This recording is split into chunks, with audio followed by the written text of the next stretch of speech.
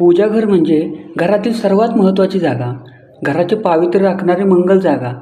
घर लहान असो की मोठे, घरातील पूजास्थान नियमाप्रमाणे असेल तर त्याचे अधिक फायदे होतात.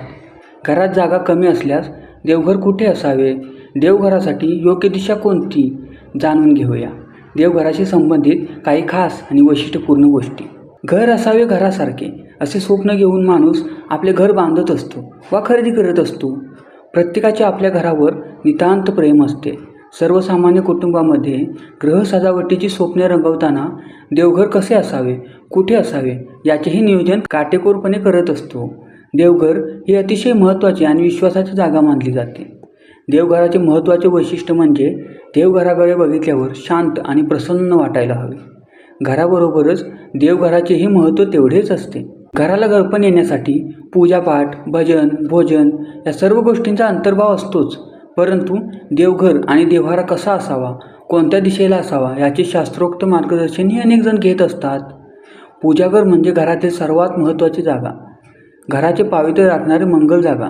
घरामध्ये देवघर बनवण्यासाठी जास्त जागा नसल्यास किचनमध्ये ईशान्य कोपरा म्हणजे उत्तर पूर्व दिशेला देवघर बनवू शकता. देवघर ईशान्य दिशेलाच असावे, कारण ईश्वरीय शक्ती ईशान्य कोपऱ्यातून प्रवेश करते आणि नैऋत्य म्हणजेच पश्चिम दक्षिण कोपऱ्यातून बाहेर जाते अशी मान्यता असल्याचे सांगितले जाते. घरामध्ये देवघर अशा ठिकाणी असावे जेथे दिवसभरातून काही काळासाठी सूर्यप्रकाश पोहोचेल. ज्या घरांमध्ये सूर्यप्रकाश आणि ताजी हवा येत राहते त्या घरांमधील विविध दोष आपोआप नष्ट होतात. सूर्यप्रकाशामुळे वातावरणातील नकारात्मक ऊर्जा नष्ट होते आणि सकारात्मक ऊर्जा वाढते. पूजाघरातील दिवा, समय, निरांजन आग्नेय कोपऱ्यात ठेवावे, तर धूप, उदबत्ती स्टँड वायव्य कोपऱ्यात ठेवावे. पूजाघरात पांढऱ्या पिवळसर रंगाची संगमरवरी फरशी जरूर बसवावी. देवाच्या तसबिरी दक्षिण भिंतीला लावू नयेत. देव्हाऱ्याच्या अगदी समोर तिजोरी नसावी. देवघराच्या वरील बाजूस निर्माल्य माळा असू नयेत. तसेच कोणत्याही प्रकारची अडगळही नसावी. प्राचीन मूर्त्यांचे भग्न अवशेष पूजाघरात ठेवू नये. देवघरात कमीत कमी मूर्ती अगर तसबिरी असाव्यात.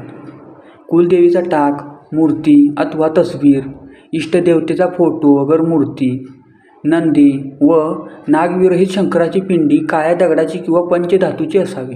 देव्हाऱ्यातील सर्व मूर्तींची तोंडे पश्चिमेस असावी, म्हणजे पूजा करणाऱ्या यजमानाचे तोंड पूर्वेस होईल अशा पद्धतीने मांडणी करावी.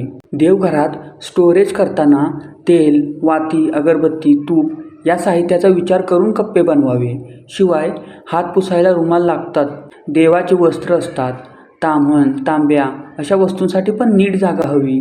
देवघरातील सजावटीचे सामान पण तिथेच राहील याची काळजी घ्यावी. काही घरांमध्ये अगदीच कमी जागा असते, तिथे देवघर भिंतीवर अडकवावे लागते आणि उभ्यानेच पूजा करावी लागते. अशा ठिकाणी पूजेचे साहित्य अन्य ठिकाणी पण पटकन हाताला लागेल असे ठेवावे. योग्य त्या प्रकाश व्यवस्थेमुळे देवघराचे सौंदर्य वाढते. योग्य प्रकाश व्यवस्था देवघराच्या शांततेत आणि पावित्र्यात भरच घालते. देवघरात प्रकाश व्यवस्थेबरोबरच हवा खेळती राहण्याची विचारही महत्त्वाचा आहे असे सांगितले जाते. हे काही खास देवघराचे नियम आहेत, त्यानुसार तुम्ही देवघर बनवावे. देवाची कृपा तुमच्यावर सतत राहील. व्हिडिओ आवडला असेल तर लाईक करा, शेअर करा आणि चॅनेलला सबस्क्राईब करा.